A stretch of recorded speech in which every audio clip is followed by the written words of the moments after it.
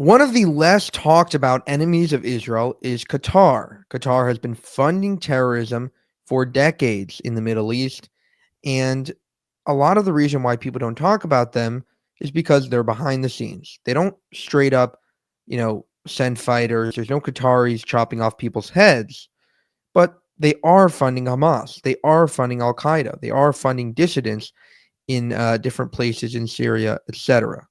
So they're all over the Middle East funding all these terrorists, and they get away clean. And the reason why I'm talking to you about Qatar is because Donald J. Trump's envoy to the Middle East, Steve Witkoff, is very involved with Qataris. Not only are they brokering this Israel-Hamas hostage ceasefire deal, they are also very supportive of his son, who is a big real estate investor there. Furthermore, Jared Kushner is very big, has a lot of business dealings with Qatar. So a lot of these, seemingly pro-Israel figures are very intertwined with Qatar's success, and therefore they are much softer when it comes to talking about Qatar. In recent weeks, Steve Witkoff has talked about how Qatar is doing God's work. Check out this clip on Fox News of him talking about Qatar. Hell will break loose in the Middle East. You're talking to them. One thing I think the world believes, if Donald Trump says it, he means it. How are those negotiations going? Well, I think they're going well, Sean. First of all, thanks for having me this evening. I think they're going well, but I would also tell you that it's the president's strong stance, his certitude in asserting that all hell will break loose, that is moving people. That it's I think we should have had a deal 10 days ago, candidly. But hopefully, we've got some people really doing God's work at that negotiating table. The Sheikh Mohammed, the Prime Minister of Qatar, the Israelis are dug in. Everybody wants to see this happen. So I am hopeful it happens before the inauguration. They're doing God's work. That's what Steve Witkoff says, and he's completely wrong, because on October 7th, the leader of Qatar was spotted with Ismail Haniyeh, Hamas's former leader, now deceased, basically watching the atrocities, and I think they were having a good time. Very, very concerning that the Trump ambassador to Trump's envoy to the Middle East, who is negotiating the deal for Israel, is talking about how Qatar is doing God's work, especially when they're destabilizing the entire Middle East from behind the scenes. And check out what Saudi foreign minister has to say about Qatar and them destabilizing the region. Could you say a few words about the falling out on the one hand of the Saudi Arabia and the UAE on the one hand, and Qatar? I want you to watch this clip of Qatar foreign. I want you to watch this clip of Saudi Arabian foreign. I want you to watch this clip of Saudi Arabia's foreign minister discussing how Qatar is funding terror all over the region. Could you say a few words about the falling out on the one hand of the Saudi Arabia and the UAE on the one hand, and Qatar on the other? Are you moving toward a resolution of that situation? It's not a falling out. It's just we don't want to have anything to do with them. The Qataris, since the mid-90s, have been sponsoring radicals. They have been inciting people. They have become a base for the leadership for the Muslim Brotherhood. And the Muslim Brotherhood, you have to keep in mind, is what begot us Takfir and Hijrah, which begot us Al-Qaeda, which begot us Al-Nusra. The Qataris allow their senior religious clerics to go on television and justify suicide bombings. That's not acceptable. The Qataris harbor and shelter terrorists. That's not acceptable. And Nashri, the head of Al-Qaeda in the Arabian Peninsula in 2000, entered Saudi Arabia on a Qatari passport. We captured Al-Qaeda types coming into Saudi Arabia with Qatari passports. The Qataris know this. The Americans know this. The world knows this. The Qataris are funding dissidents in the Emirates and Bahrain and Saudi Arabia and in Kuwait in order to cause problems for those governments and to create instability. Why would you do this? The Qataris pay ransom to terrorist groups, including $500 million to Hezbollah in Iraq, $50 million to Qasem Soleimani, according to text messages between the Qatari ambassador in Iraq and the foreign minister of Iraq, including I don't know how much to Hezbollah in Lebanon. Is that acceptable? If we gave $1 to Hezbollah in Iraq, we'd be sued in a court down the street. And so the Qataris use their media platforms to spread hate. The Qataris send weapons to Al-Qaeda affiliated militias in Libya.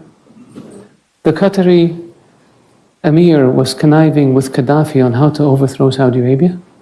The Qataris connected Gaddafi with a Saudi dissident in London who they fund, who connected the Libyans with a group in Mecca with the objective of assassinating the then Crown Prince, later King of Saudi Arabia. Is this acceptable?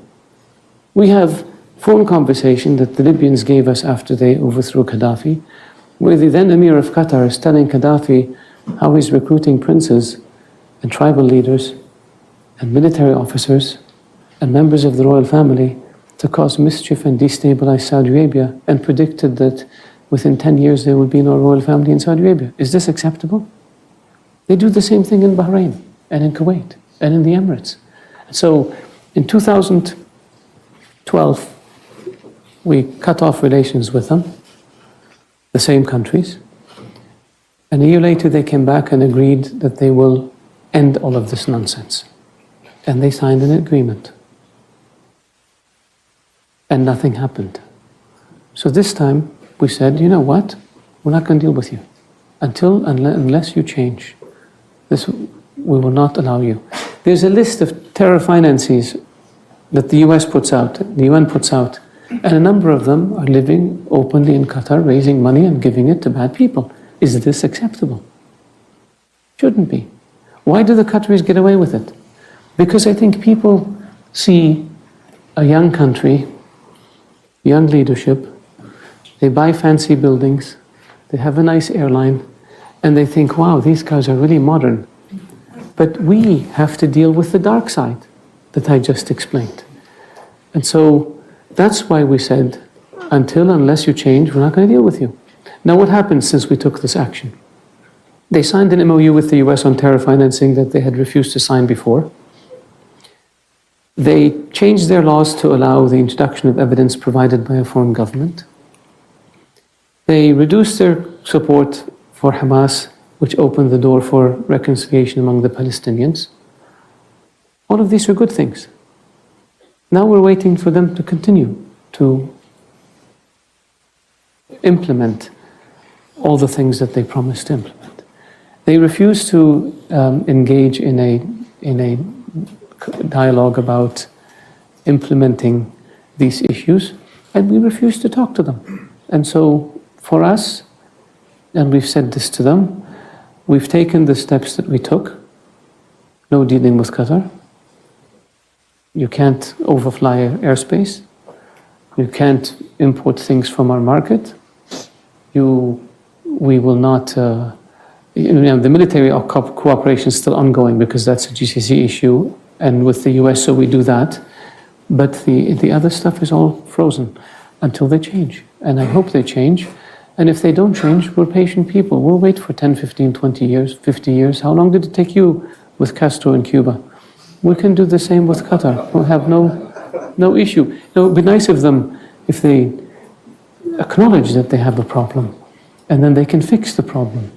And the problem with the Qataris is they're still in denial. And we need to move them from denial to introspection so they can fix the problem. We have no hostility towards Qatar. We just vehemently oppose their behavior, which is very dangerous to us and has endangered our citizens and has endangered our security. And that's why we took the steps we took.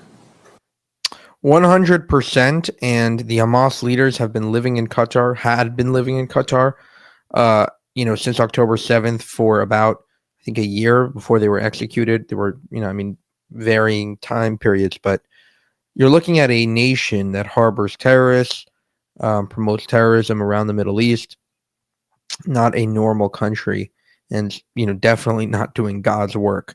If you kidnap someone and then you negotiate their release, it doesn't mean that you're a good person. It means that you maybe, had a change of heart or realize that if you don't, you're going to be screwed. Again, the Steve Witkoff has reportedly said to Netanyahu Trump has been a very good friend of Israel, and it's time to be a friend back in a very hostile manner. So he's not a friend of Israel, Steve Witkoff, and he's obviously engaged with the Qataris, and very, very scary guy. I would not want him within 100 yards of the negotiating table. For more, subscribe to this channel. If you want to help us make more of these videos, you can go to buymeacoffee.com/JewishUncensored. That's buymeacoffee.com/JewishUncensored. And we're continuing to fight the Israel narrative war, so any support will be appreciated. Thank you, and have a good one.